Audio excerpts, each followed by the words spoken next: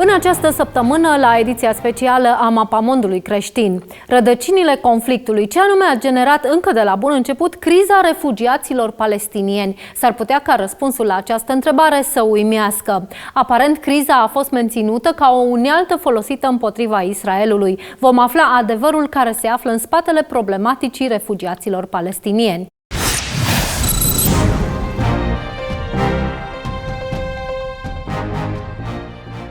Bun venit la această ediție specială a emisiunii Mapamond Creștin, în cadrul căreia vă vom prezenta un documentar realizat de colaboratorii noștri de la CBN despre istoria refugiaților palestinieni din 1948 în Israel. În anul 1967, Consiliul de Securitate al Națiunilor Unite a emis o rezoluție despre problema refugiaților palestinieni și cu toate acestea, la aproximativ 50 de ani după respectiva rezoluție și la peste 70 de ani de la declararea independenței statului Israel, mai sunt încă refugiați palestinieni care trăiesc în Israel și numărul lor e în creștere. When the Jewish people declared independence in 1948, they offered their Arab neighbors an olive branch. We appeal, in the very midst of the onslaught launched against us now for months, to the Arab inhabitants of the State of Israel to preserve peace and participate in the upbuilding of the state on the basis of full and equal citizenship. About a tenth of Palestine's Arabs took them up on their offer. The rest declared war.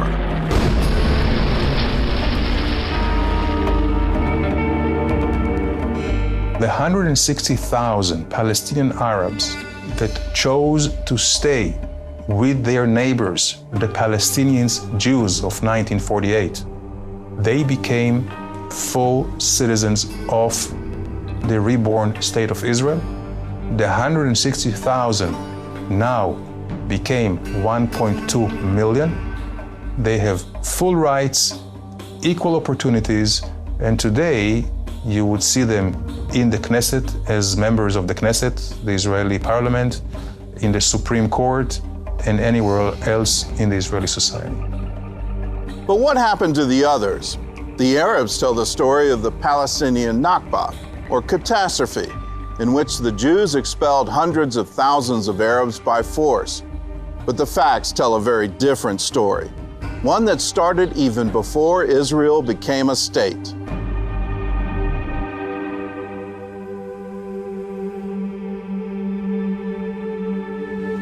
France, yes.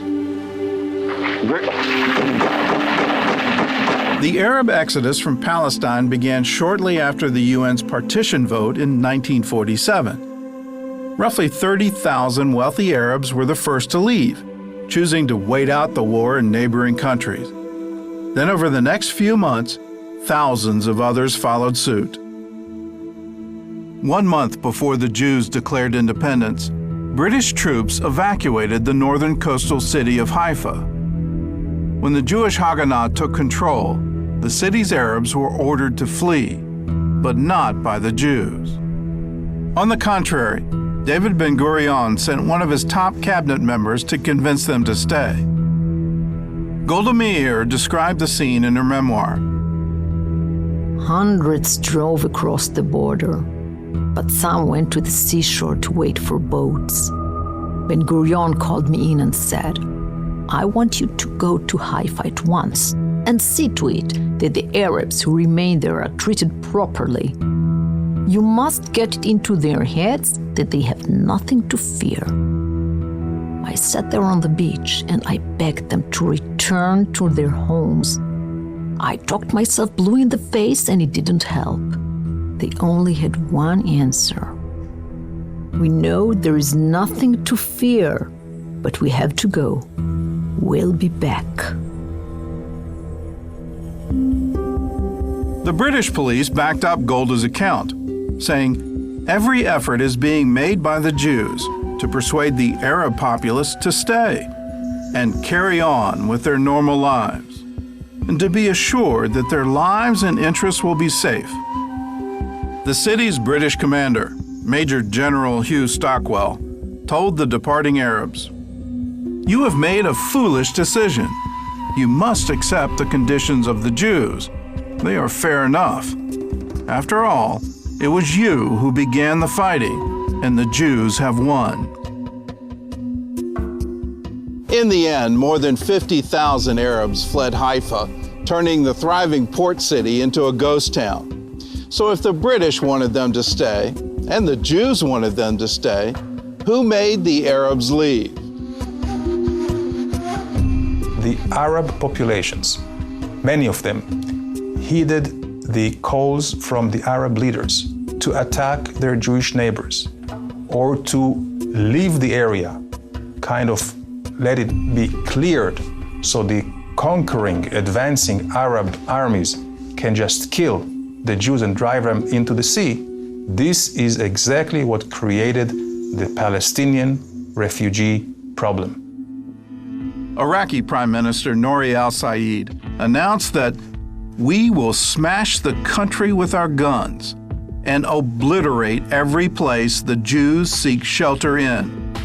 The Arabs should conduct their wives and children to safe areas until the fighting has died down. And in his memoir, Syrian Prime Minister Khalid al-Azam wrote that since 1948, we have been demanding the return of the refugees to their homes. But we ourselves are the ones who encourage them to leave. Only a few months separated our call to them to leave and our appeal to the United Nations to resolve on their return. By the time Israel declared statehood, more than 200,000 Arabs had left Palestine. As one refugee told a Jordanian newspaper, the Arab government told us, "Get out so that we can get in." We got out, but they did not get in. The UN partition plan had given both Jews and Arabs the chance to build their own states in Palestine. But instead of starting a country, the Arabs started a war they didn't win, and the result was even more refugees. In July of 1948, an order from the Israeli army stated that Arab villages were not to be looted or demolished. But as the war progressed, Arabs were expelled from places where they posed security risks. Cities like Ramleh and Lod, where their forces regularly attacked Jewish convoys. But these cases were the exception, not the rule. And even the commander of Jordan's Arab Legion admitted that villages were frequently abandoned even before they were threatened by the progress of war. This is what has to be understood. The Palestinian refugee problem is first and foremost the responsibility of the Arab Palestinian leaders of the time in 1948, the leaders of the Arab League, and the leaders of the Arab nations who attacked Israel in 1948. By the end of the war in 1949, around 600,000 Arabs had left Palestine. But today, over 5 million people are registered as Palestinian refugees. Why do their numbers keep growing? And why aren't they getting help from their fellow Arabs who encouraged them to leave their homes in the first place?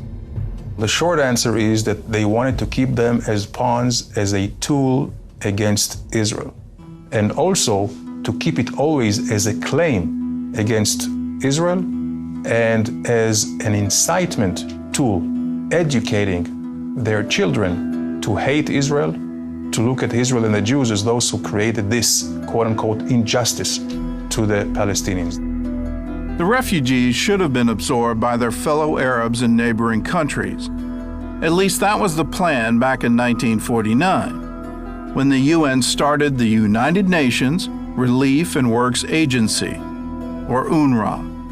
But that plan fell apart when the Arab nations refused to take the Palestinians, even though they had been offered international funds to pay for them. Syria, Iraq, and Lebanon insisted they had no room. And when the Egyptians gained control of the Gaza Strip in 1949, they refused to allow Gaza's 200,000 Palestinians to move into Egypt or anywhere else. Lebanon and Saudi Arabia allowed some refugees to enter, but not to become citizens, hold jobs, or own land. The only exception was Jordan, which absorbed more than 2 million Palestinians. By international law, the refugees that are in any country have to be treated with dignity. They have to get services, they have to get citizenship. This was not the case with the Arab refugees of Palestine or with the Arab countries. They, until today, 66 years later, are kept in subhuman conditions in refugee camps. We are honorable people. We are not looking to impose on anyone or to beg to receive charity. We are not used to this. We are used to working and feeding ourselves from our own labor and the sweat of our brow. I have a kid with special needs. How am I going to get him health care? How will we live in this country if I'm confined to this small camp? Tell me. They were denied citizenship, social security, health care, education, and they were put as a burden on the international community. Also, their children who were already born in these respective countries, whether it was in Lebanon or Syria or any other countries. Also, these children who by law should receive citizenship as they were born in these countries were denied citizenship. The Yarmouk district in Damascus is the largest Palestinian camp in Syria. Today, it's on the front lines of the Syrian civil war. And since 2013, some 45,000 Palestinian refugees have fled to Lebanon, where they're also being confined to camps in subhuman conditions. There's no food, no vegetables, and no bread. If you get food, it's sometimes rotten. There is nothing in this camp. When we arrived here, we were 12 people living in this tent. I still don't have a tent for me and my closest, not even a mattress. This is the third Nakba that we have witnessed. The first time was when we had to leave Palestine. My family and I went to Lebanon, but the people there were picking on the Palestinians. Then we escaped to Syria and registered as refugees. This is the third time that disaster has befallen us and leaving us homeless. In the West Bank and Gaza, things aren't much better. Even though the Palestinian Authority has received 25 times more financial aid per capita than it took to rebuild post-war Europe under the Marshall Plan. Today, 1.8 million Palestinians live in the Gaza Strip, and 1.5 million of them are registered refugees who take help from the United Nations. 98% of all Palestinians actually live under Palestinian rule, whether in Gaza or in the Palestinian Authority area in the West Bank. They still have refugee camps in the Palestinian-controlled areas as well, which is also something which is unbelievable. All the money that the international community gave to the Palestinians far surpasses any contributions, any donations that any other people received throughout history. This money was not used to solve the Palestinian refugee problems. Unfortunately, it was used to rearm and obtain terror capabilities against Israel. The UN currently has two agencies that deal with refugees. The United Nations Refugee Agency, or UNHCR, deals with refugees from all over the world, while UNRWA handles only the Palestinians. So what's the difference between the two? UNHCR's website states that camps should be the exception and only a temporary measure for refugees. And its stated goals for refugees are voluntary repatriation, resettlement, and integration into the host countries. UNRWA, on the other hand, claims its mandate is merely to contribute to the human development of Palestine refugees until a durable and just solution is found.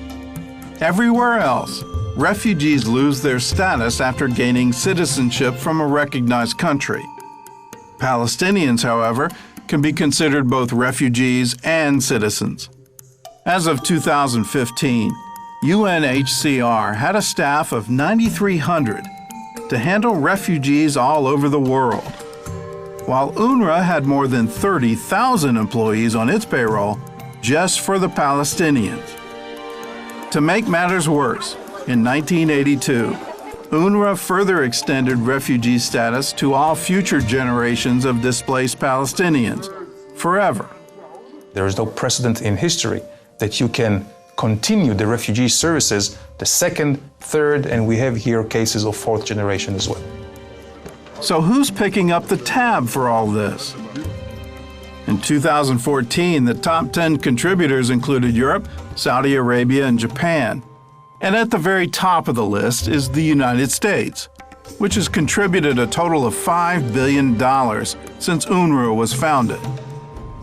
UNRWA refugees receive 3 times more aid than other non-Palestinian refugees around the world. And also, they have one unique criteria which no other refugee in the world shares, and that is they can continue the status of refugees to their descendants. For 7 decades, Arab leaders have pushed for a Palestinian right of return to Israel. But what you don't often hear is that the 1948 war created 2 sets of refugees, one Arab and one Jewish. In 1917, the British government issued the Balfour Declaration, which promised the Jews a national home in Palestine. The declaration stated that nothing shall be done which may prejudice the civil and religious rights of existing non-Jewish communities in Palestine, or the rights and political status enjoyed by Jews in any other country. But after Israeli independence, all bets were off. Ancient Jewish communities throughout the Middle East were decimated. In Iraq, Zionism became a capital crime, and Jewish property was seized. Egypt, Syria, and Yemen were rocked by anti-Jewish pogroms, and the Syrian government froze Jewish bank accounts. Many of these communities were thousands of years old, and most of them disappeared almost overnight. There were about 850,000 Jewish refugees from Arab countries. Most of them were expelled or ran away for their lives to Israel. About 600,000 came here. About 200,000, 250,000 are in other countries. They never had any compensations. They never had any restoration of their rights after their citizenship was stripped away from them. And why don't we hear about their Jewish refugee problem? Because Israel absorbed them from the get-go. They were treated as human beings. They were given citizenship. And today, you don't hear not about their status and not about, of course, their descendants, which are proud Israeli citizens. My father was a refugee from Algeria. He left Algeria penniless. He came here. He participated in the War of Independence. And of course, I'm very proud of him. Throughout the 20th century, tens of millions of refugees around the world have been successfully resettled. So why haven't the Palestinians done the same?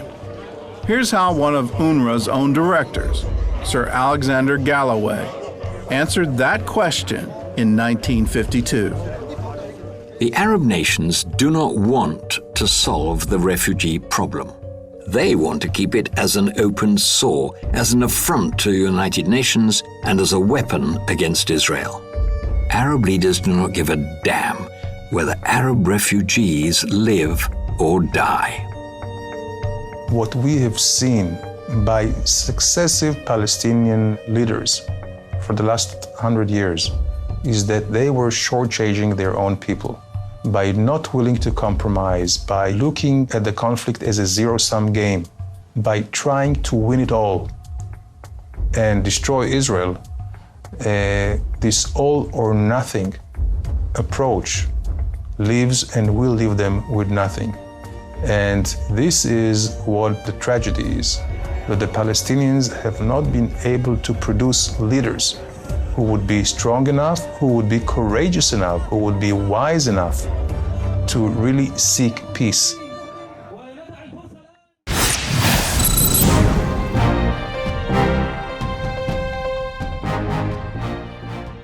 Emisiunea Mapamond Creștin se încheie aici. Continuăm să ne rugăm pentru Israel, pentru pacea și liniștea pe care Dumnezeu le poate instaura în țară și pentru ca voia Lui bună și desăvârșită să se împlinească în toți și în toate. În altă ordine de idei, mai multe știri puteți găsi pe site-ul nostru la secțiunea Știri Creștine, pe canalul de YouTube principal Alfa Omega TV, pe canalul de YouTube de știri Alfa Omega News, pe Facebook știrile Alfa Omega și pe TikTok Alfa Omega News. Sunt Codruța Burghelea, vă mulțumesc pentru atenție și vă dau o nouă întâlnire săptămâna viitoare. Până atunci vă spun la revedere și Dumnezeu să vă binecuvânteze!